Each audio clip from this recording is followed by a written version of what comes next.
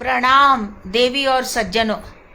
मकर संक्रांति के अवसर पर खास गंगा सागर की कथा।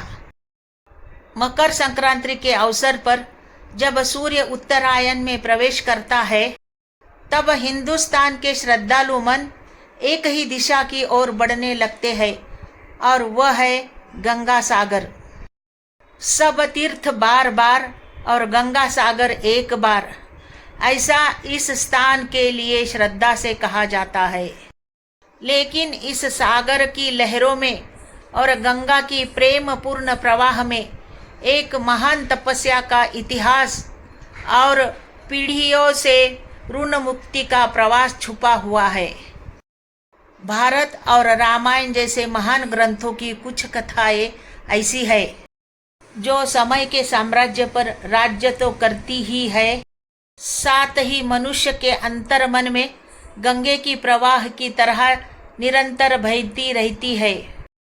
राजा भगीरथ की कथा ऐसी ही है। यह केवल एक राजा की कथा नहीं है, यह एक पीढ़ी के ऋण बोध की, तपस्या के सामर्थ्य की और मानव और देव के अटूट नाते के बीच की है। सागर राजा का प्रताप सभी दिशाओं में फैला हुआ था। पृथ्वी पर अपना सार्वभौमत्व स्थापन करने के लिए उन्होंने अश्वमेघ यज्ञ करने का संकल्प किया। अश्वमेघ का मतलब केवल यज्ञ कुंड में आहुति देने की विधि नहीं है, बल्कि वह राजा के अधिकारों की, उसके धर्म पालन की और उसके सामर्थ्य की परीक्षा सिद्ध करने वाली विधि है।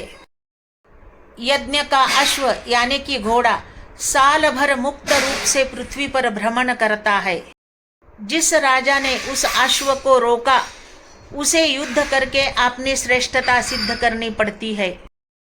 राजा सागर ने यज्ञ आरंभ किया और उनका अश्व पृथ्वी पर निर्भय होकर भ्रमण करने लगा।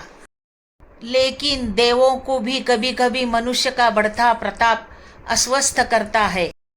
इंद्र ने उस अश्व को चोरी से ले लिया और महर्षि कपिल मुनि के आश्रम के पास उसे छुपा दिया। अश्व को खोजते हुए राजा सागर के 60,000 पुत्र आश्रम पहुँचे। भूमि को छेदते, पर्वत को भेदते वे कपिल मुनि के आश्रम तक पहुँचे।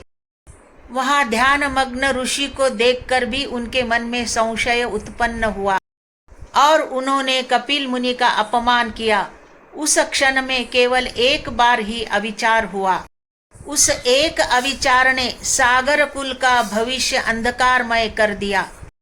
कपिल मुनि के क्रोधाग्नि में सागर पुत्र भस्मसात हो गए। यह खबर सुनकर राजा अंतर्बाह्य धाराशाही हो गया। पुत्रों की वह भस्म राशि आंखों के सामने थी, लेकिन उन्हें पिंडदान करने के लिए और उन्हें मुक्ति देने के लिए गंगे का पावन जल पृथ्वी पर नहीं था। साल आगे बढ़ा, कई पीढ़ियां गई। सागरों के वंश में राजा अंशुमन आए, उसके बाद राजा दिलीप आए।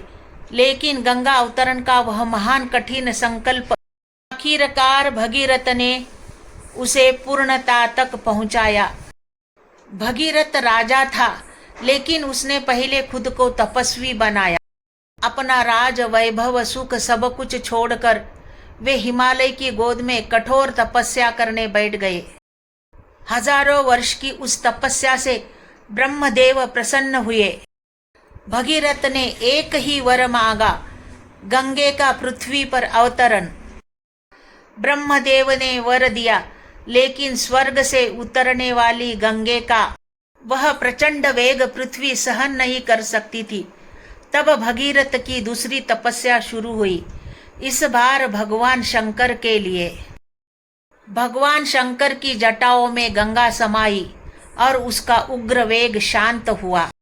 भगीरथ के विनंती से गंगा पृथ्वी पर अवतरित हुई और वह भगीरथ के रथ के पीछे पीछे चलने लगी।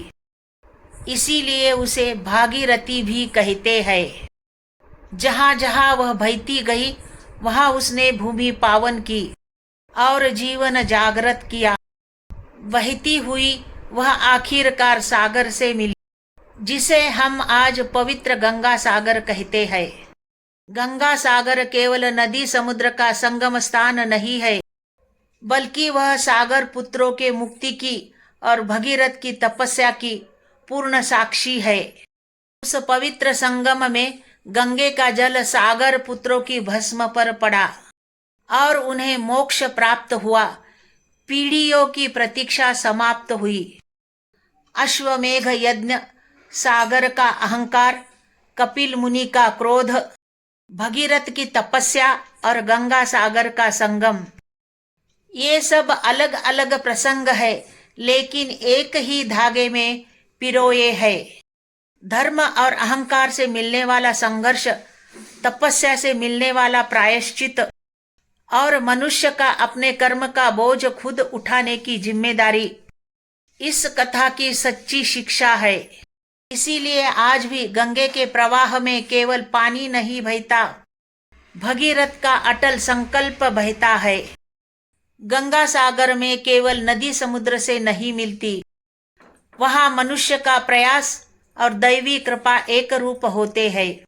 और इसीलिए ये कथा ग्रंथ में नहीं समाप्त होती है, वह मानवी मन में सदैव चलती रहती है। तो सज्जनों, ये है गंगा सागर की कथा।